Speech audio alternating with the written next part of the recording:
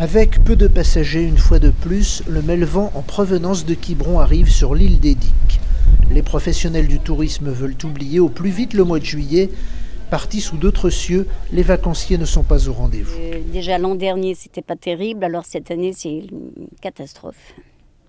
Carrément la catastrophe, parce que là, je n'ai jamais vu un 14 juillet aussi triste, aussi vide. Dès que la pluie s'invite sur l'île des Diques, beaucoup trouvent un refuge salutaire dans le vieux fort.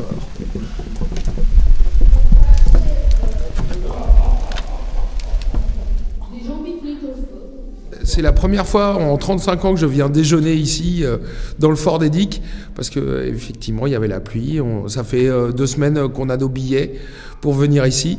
On avait l'idée d'aller sur la plage se faire un pique-nique et on a rencontré un abri tout à fait chaleureux pour poser la nappe du pique-nique et s'y mettre, quoi. C'est l'occasion idéale pour visiter l'église Notre-Dame-la-Blanche avec ses navires suspendus, des offrandes au Tout-Puissant. Des estivants profitent de la pluie pour faire des emplettes. Moi je suis indifférente au temps. Quand il fait beau, je suis ravie, je me baigne. Quand il fait ce temps-là, je trouve ça magnifique parce que ça sent bon, c'est beau. Personnellement, je bricole en ce moment dans la petite maison que je viens d'acquérir, donc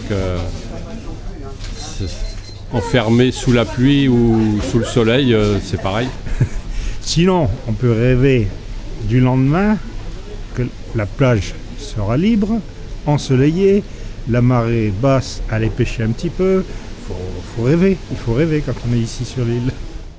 Après la pluie, c'est bien connu, le soleil revient. Quel que soit le temps, l'île des Diques offre des paysages fantastiques et merveilleux à tous ceux qui savent l'apprécier.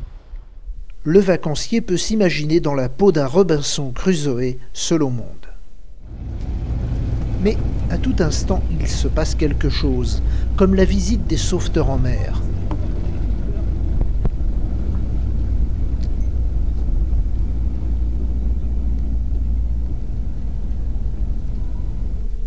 Ce gros canot retourne à Belle-Île-en-Mer.